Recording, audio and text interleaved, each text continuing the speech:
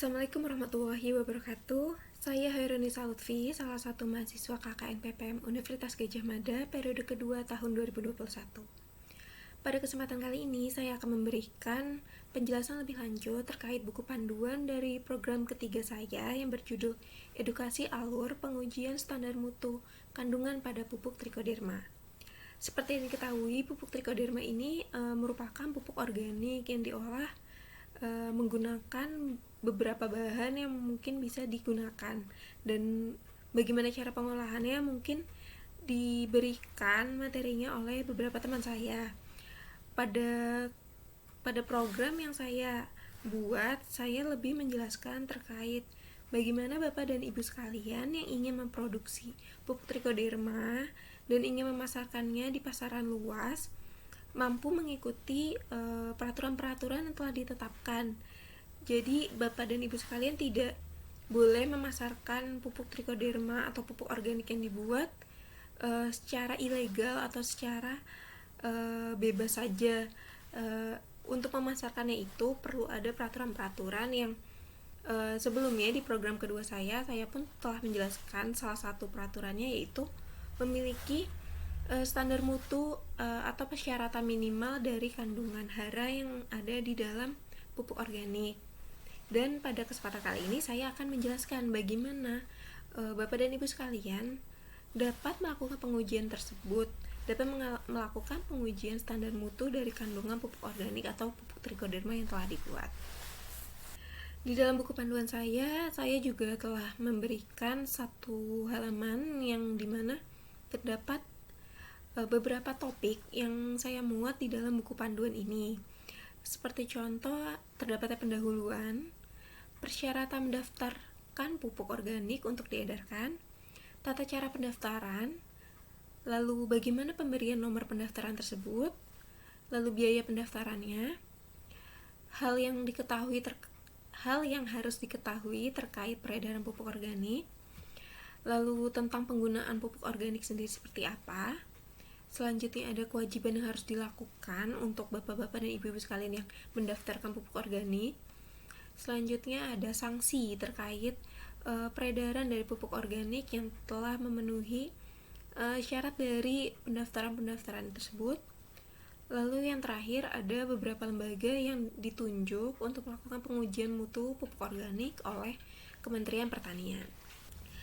Pada halaman ini saya juga memberikan penjelasan, yaitu pendahuluan terkait apa maksud dari buku panduan ini. Nah, ini saya besarkan ya bapak-bapak dan ibu-ibu biar bisa langsung dilihat di video ini, atau kalau misalnya bapak-bapak dan ibu-ibu sekalian ingin melihat langsung bisa dilihat dari buku panduan yang sudah saya sebarkan di grup bapak-bapak padukuhan. Baik, dari halaman pertama ini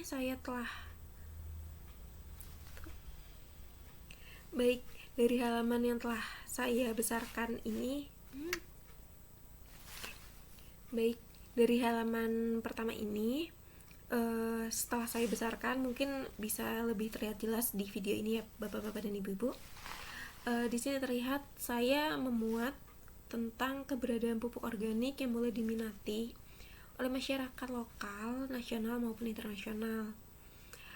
Namun keberadaan pupuk organik ini terkadang memiliki kualitas mutu ataupun formula yang kurang terjamin, terlebih ketika di beberapa kemasan tidak tersedia kualitas mutu dan formula dari pupuk organik tersebut. Sehingga untuk menjamin mutu produk, pemerintah membuat peraturan yang berkaitan dengan semua aspek yang di dalamnya itu berkaitan dengan pupuk organik, yang mana hal itu tercantum di dalam Peraturan Menteri Nomor 2 Tahun 2006 tentang pupuk organik dan pembenah tanah.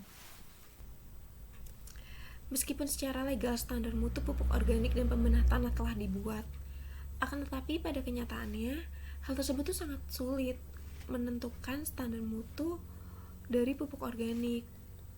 Hal tersebut dapat disebabkan karena dua faktor. Yang pertama adalah bahan asal pupuk organik tersebut, dan yang kedua adalah proses pembuatan yang sangat beragam. Selanjutnya saya akan menjelaskan tentang tulisan saya di halaman yang kedua. Di bagian atas saya telah menuliskan bahwa bahan yang terkandung di dalam pupuk organik dapat direkayasa. Seperti contohnya suatu pupuk organik mulanya hanya pupuk organik kompos. Lalu Bapak dan Ibu sekalian merekayasanya dengan menambahkan yang namanya jamur trichoderma. Hal itu yang dinamakan juga rekayasa dalam pupuk organik.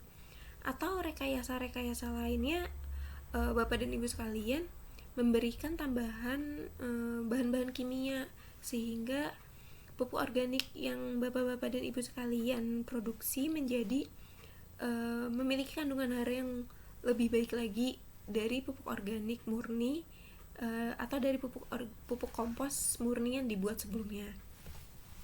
Lalu rekayasa bahan atau rekayasa formula pupuk organik sendiri adalah serangkaian kegiatan rekayasa baik secara fisik atau biologis untuk menghasilkan formula pupuk organik.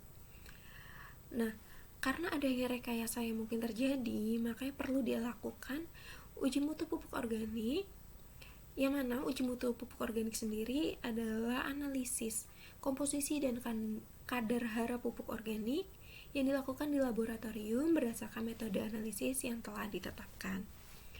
Selain itu, setelah didapatkan atau setelah dilakukannya uji dari mutu pupuk organik itu, Bapak-bapak dan Ibu sekalian akan mendapatkan sertifikat formula pupuk organik. Sertifikat tersebut adalah surat keterangan yang mana diberikan oleh lembaga uji mutu terhadap formula pupuk organik yang telah diuji mutu oleh lembaga mutu tersebut. Nah, sedangkan standar mutu pupuk organik yang mungkin termuat di dalam sertifikat tersebut merupakan komposisi dan kadar hara pupuk organik yang ditetapkan oleh Badan Standarisasi Nasional dalam bentuk SNI atau yang ditetapkan oleh Menteri Pertanian dalam bentuk persyaratan teknis minimal. Pada bagian bawah dari halaman kedua ini, saya menuliskan bahwa uji efektivitas pupuk organik yang merupakan uji lapang untuk mengetahui pengaruh dari pupuk organik terhadap pertumbuhan dan produksi tanaman, serta untuk mengetahui pengaruhnya terhadap peningkatan kesuburan tanah dalam arti peningkatan C organik tanah. Selain itu, pupuk organik yang akan diedarkan harus dilakukan suatu pengawasan. Pengawasan di sini dalam arti pemeriksaan untuk menentukan kesesuaian komposisi dan kadar hara pupuk organik terhadap standar mutu atau persyaratan teknis minimal. Pengujian standar mutu sendiri dilakukan di lembaga penguji yang mana merupakan instansi atau laboratorium yang mempunyai kompetensi untuk melakukan pengujian mutu dan efektivitas pupuk organik dan pembenah tanah yang telah terakreditasi untuk ditunjuk. Jadi, pengujian kualitas mutu, standar mutu dari pupuk organik tidak bisa dilakukan secara bebas, tidak bisa dilakukan secara sederhana atau mandiri oleh bapak-bapak dan ibu-ibu sekalian. Pengujian tersebut harus dilakukan oleh suatu instansi, suatu laboratorium yang memang sudah memiliki akreditas yang sudah ditunjuk sendiri oleh Menteri Pertanian. Pada halaman berikutnya, saya menuliskan bahwa setiap formula pupuk organik yang akan diedarkan untuk penggunaan di sektor pertanian harus memenuhi standar mutu atau persyaratan teknis minimal. Untuk persyaratan teknis minimalnya sudah saya cantumkan di program kedua saya di buku panduan dengan judul Edukasi Standar Mutu Pupuk Organik. Lalu, kemudian pupuk organik yang akan diedarkan harus didaftarkan oleh pemohon, oleh bapak-bapak dan ibu-ibu sekalian, dengan nama dagang formula atau merek yang tidak boleh sama atau tidak boleh hampir sama dengan nama dagang formula lain yang sudah terdaftar. Jadi ketika ada suatu produk yang memang sudah memiliki merek tertentu, bapak-bapak dan ibu-ibu sekalian tidak bisa menggunakan merek tersebut yang persis sama atau yang hampir sama dengan merek yang sudah beredar di pasaran luas. Jadi ibu-ibu dan bapak-bapak sekalian harus memiliki nama-nama baru, nama-nama yang lebih kreatif untuk menjadi merek dagang dari pupuk organik yang bapak-bapak dan ibu sekalian ingin produksi. Pada halaman selanjutnya, saya menuliskan sebuah judul besar dengan kalimat persyaratan mendaftarkan pupuk organik untuk diedarkan. Untuk memiliki pupuk organik yang siap diedarkan, bapak-bapak dan ibu sekalian harus mendaftarkannya dan melakukan uji. Sebelum itu, bapak-bapak dan ibu sekalian harus memenuhi beberapa persyaratan yang telah saya cantumkan di halaman ini. Persyaratan tersebut meliputi pertama, akte pendirian perusahaan dan perubahannya bagi suatu badan hukum. Yang kedua, surat izin usaha perdagangan atau tanda daftar usaha perusahaan atau rekomendasi untuk PMA atau PMDN. Yang ketiga ada nomor pokok wajib pajak atau NPWP. Keempat ada KTP penanggung jawab. Kelima ada surat keterangan domisili perusahaan. Keenam ada pemilik formula yang bersangkutan atau kuasanya. Ketujuh ada agen yang ditunjuk oleh pemilik formula yang berasal dari luar negeri. Dan yang kedelapan ada sertifikat merek atau surat pendaftaran merek dari Direktorat Jenderal Hak Kekayaan Intelektual, Departemen Hukum dan HAM. Lalu pada halaman selanjutnya saya juga menuliskan tentang bagaimana tata cara pendaftaran dari pupuk organik tersebut.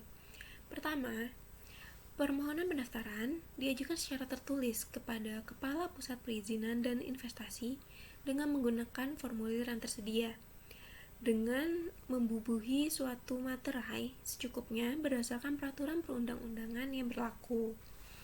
Lalu yang kedua, Kepala Pusat Perizinan dan Investasi setelah menerima permohonan pendaftaran secara lengkap, paling lambat dalam jangka waktu 10 hari kerja, wajib memberikan jawaban secara tertulis mengenai diterima atau ditolaknya permohonan pendaftaran tersebut. Apabila permohonan diterima, pemohon diwajibkan untuk melakukan pengujian mutu formula pupuk organik yang telah didaftarkan. Sedangkan apabila ditolak, pemohon diberikan surat penolakan dengan disertai alasan secara tertulis. Apabila dalam jangka waktu tersebut, Kepala Pusat Perizinan dan Investasi belum dapat memberikan jawaban tertulis, permohonan pendaftaran dianggap diterima, dan kepada pemohon diwajibkan melakukan pengujian mutu pupuk organik yang telah didaftarkan.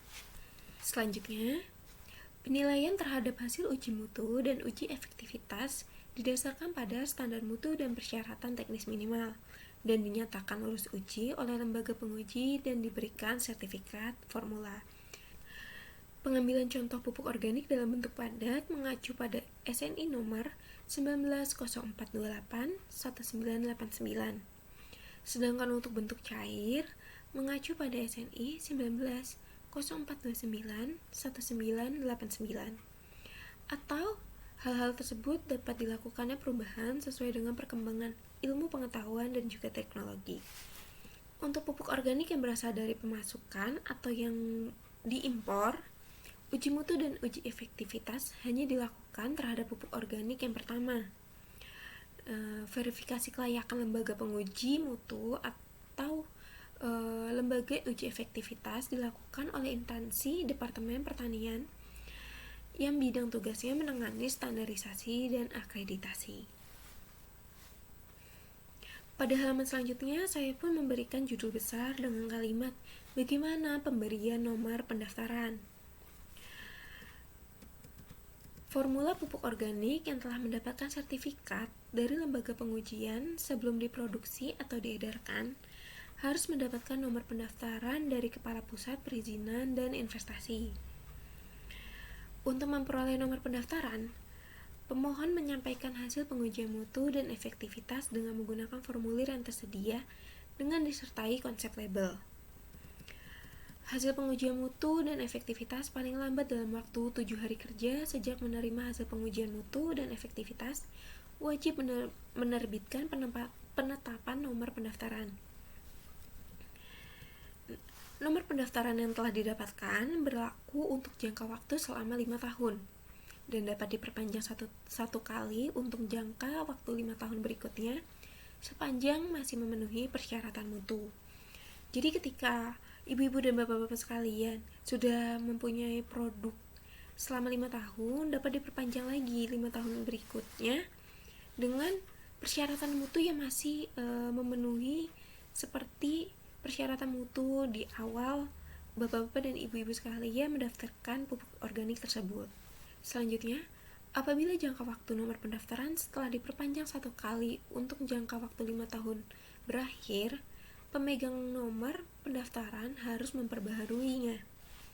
Jadi ketika bapak dan ibu sekalian sudah melakukan pengulangan atau memperpanjang jangka waktu untuk 5 tahun yang kedua kali, bapak-bapak dan ibu-ibu sekalian bisa memperpanjangnya lagi dengan cara memperbaharui nomor pendaftaran dari pupuk organik tersebut. Selanjutnya, berdasarkan nomor pendaftaran, pemohon dapat meminta izin untuk memproduksi atau memasukkan pupuk organik serta mengedarkan pupuk organik. Untuk menjamin pemenuhan standar mutu dan uji efektivitas pupuk organik sebelum diedarkan, pupuk organik yang diproduksi atau pemasukan dari luar negeri harus memiliki surat keterangan jaminan mutu dan hasil uji efektivitas. Seperti yang saya sebutkan sebelumnya, sebelum diedarkan pupuk organik ini memang harus dilakukan yang namanya pengujian mutu, sehingga setiap pupuk organik harus memiliki surat keterangan jaminan mutu dan juga hasil uji efektivitas.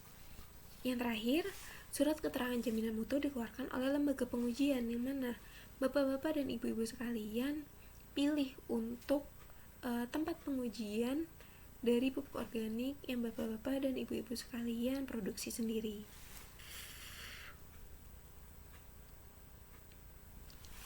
Pada halaman berikutnya, saya mencantumkan tentang bagaimana biaya pendaftaran untuk melakukan pengujian mutu dari pupuk organik ini. Di sini saya menuliskan bahwa biaya pendaftaran pupuk organik merupakan pendapatan negara, bukan pajak, yang harus disetor ke kas negara yang besar. Biaya pengujian mutu atau uji efektivitas yang dilakukan oleh lembaga pengujian swasta ditetapkan oleh lembaga pengujian yang bersangkutan. Biaya pengujian mutu dan uji efektivitas yang dilakukan oleh lembaga pengujian pemerintah merupakan pendapatan negara, bukan pajak, yang besarnya sudah ditetapkan berdasarkan ketentuan peraturan perundang-undangan yang berlaku.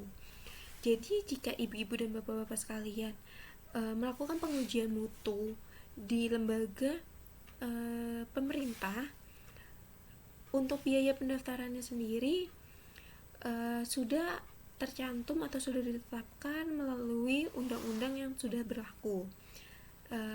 Sedangkan ketika bapak-bapak dan ibu-ibu melakukan pengujian di suatu lembaga swasta, terdapat biaya sendiri yang sudah ditetapkan oleh lembaga tersebut. Pada halaman selanjutnya, saya menuliskan tentang hal apa saja yang harus diketahui terkait peredaran pupuk organik.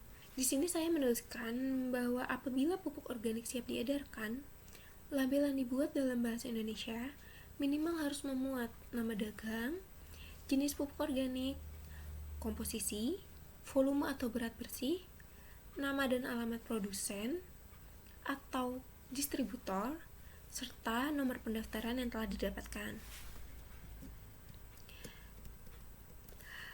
Selain itu, komposisi untuk pupuk organik minimal ada C organik, ada C/N rasio, pH, dan kadar air untuk pupuk organik padat, dan untuk pupuk organik cair komposisinya adalah C organik dan juga pH.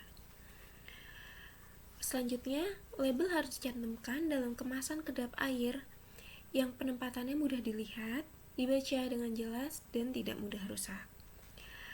Perorangan atau badan hukum yang memproduksi atau mengedarkan pupuk organik wajib mengikuti ketentuan peraturan perundang-undangan yang telah berlaku. Pada halaman selanjutnya, saya menuliskan tentang penggunaan pupuk organik yang telah didaftarkan untuk dilakukan pengedaran. Jenis dan penggunaan pupuk organik dilakukan dengan memperhatikan produktivitas dan pelestarian fungsi lingkungan. Maka itu perlu dilakukannya pengujian standar mutu agar kita juga mencegah kerusakan lingkungan dari kandungan-kandungan pupuk organik yang ternyata berbahaya apabila kita gunakan di suatu tanaman ataupun lahan dari bapak-bapak dan ibu-ibu sekalian. Selanjutnya, jenis dan tata cara penggunaan pupuk organik akan ditetapkan lebih lanjut oleh Direktur Jenderal Tanaman Pangan. Penyelenggaraan penyuluhan penggunaan pupuk organik dilakukan dengan memperhatikan prinsip efisiensi dan efektivitas. Selain itu, dilakukan juga pengawasan mutu pupuk organik yang mana bertujuan untuk melindungi kepentingan pengguna dan pelaku usaha. Selain itu, dilakukan juga pengawasan mutu pupuk organik yang mana hal tersebut bertujuan untuk melindungi kepentingan pengguna dan pelaku usaha, meningkatkan daya guna dan hasil guna pupuk organik, serta menjaga pelestarian fungsi dari lingkungan. Pengawasan pupuk organik sendiri dibagi menjadi dua. Untuk tingkat rekayasa formula menjadi kewenangan dari Menteri Pertanian, sedangkan pada tingkat pengadaan, peredaran, dan penggunaan menjadi kewenangan bupati atau wali kota setempat di bawah koordinasi gubernur. Petugas pengawas melakukan pengawasan terhadap penerapan standar mutu atau persyaratan teknis minimal pupuk organik, pelaksanaan pengujian mutu dan efektivitas, dan juga penggunaan nomor pendaftaran. Perorangan atau badan hukum yang melakukan pengedaran atau pengadaan pupuk organik wajib mengizinkan petugas pengawas pupuk untuk melakukan pembinaan dan pengawasan di tempat usahanya.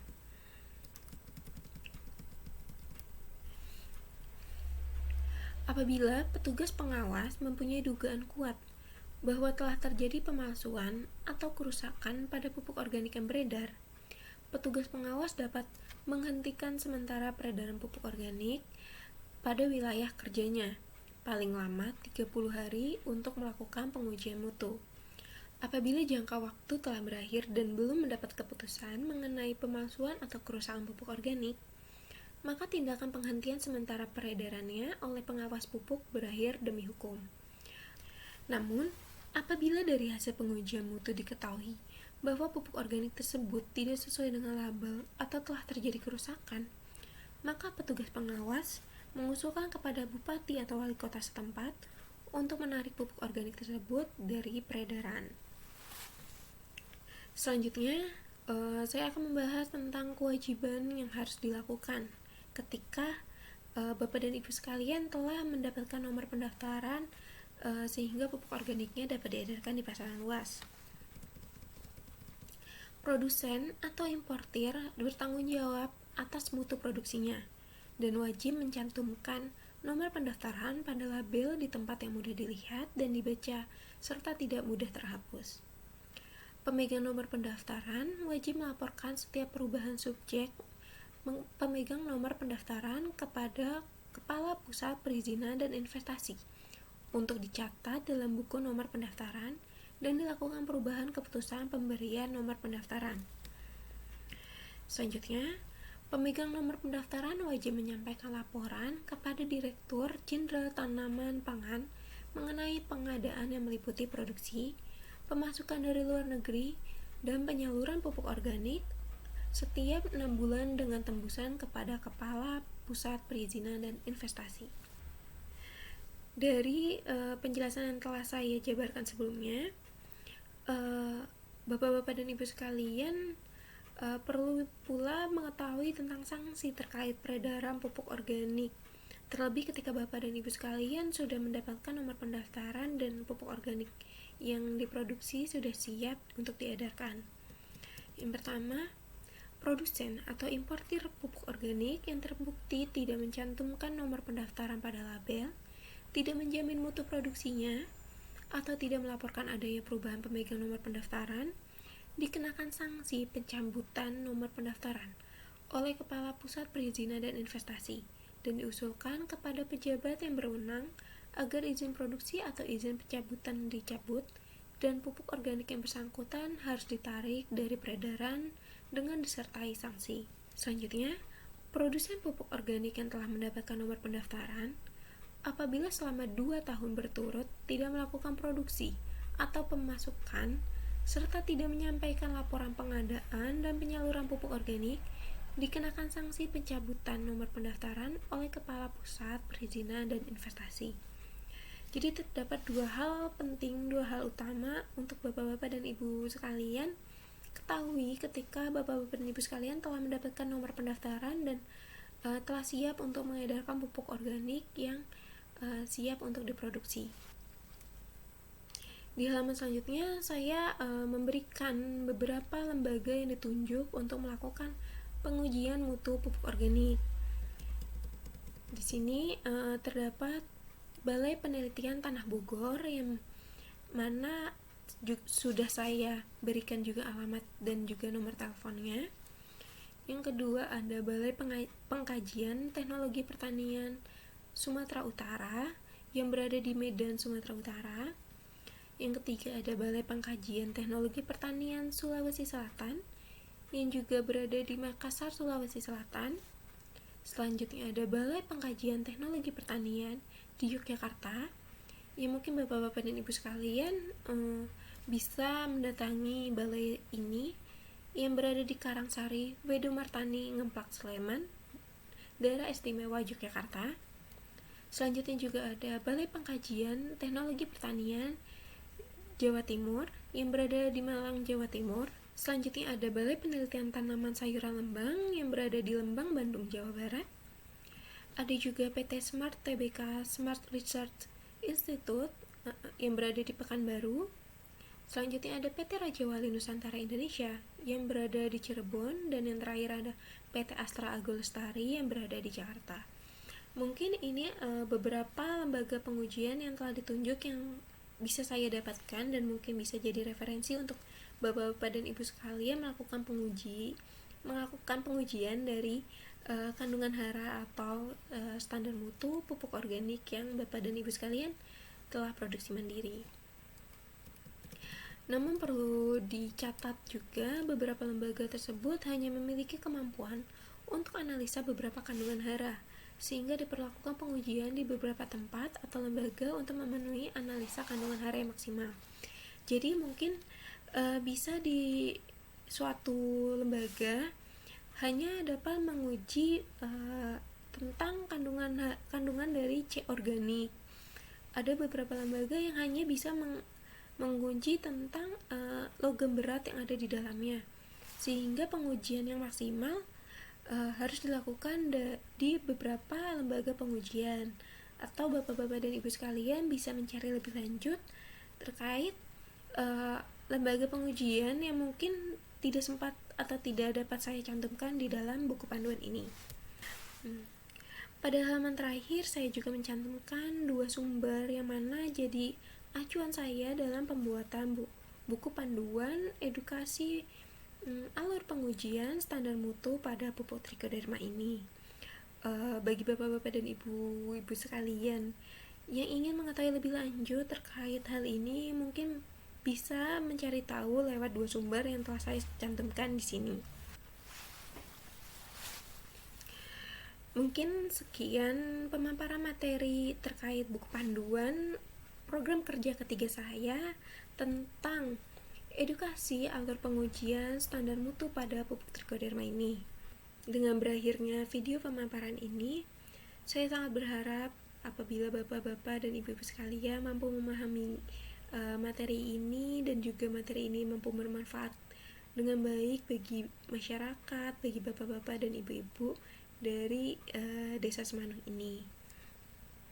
Saya sangat terbuka apabila bapak-bapak dan ibu-ibu ingin berdiskusi atau mengajukan pertanyaan terkait alur pengujian ini. Mungkin cukup sekian dari saya. Apabila banyak kesalahan dan kekeliruan saya mohon maaf. Terima kasih untuk perhatian dan partisipasinya melihat video pemaparan materi saya ini. Sekali lagi saya ucapkan terima kasih. Sekian, saya Herunisa Lutfi. Wassalamualaikum warahmatullahi wabarakatuh.